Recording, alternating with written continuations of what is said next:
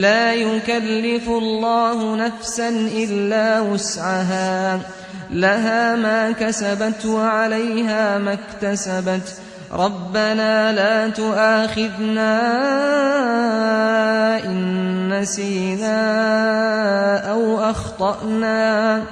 ربنا ولا تحمل علينا إصرا كما حملته على الذين من قبلنا ربنا ولا تحملنا ما لا طاقة لنا به واعف عنا واغفر لنا وارحمنا أنت مولانا فانصرنا على القوم الكافرين.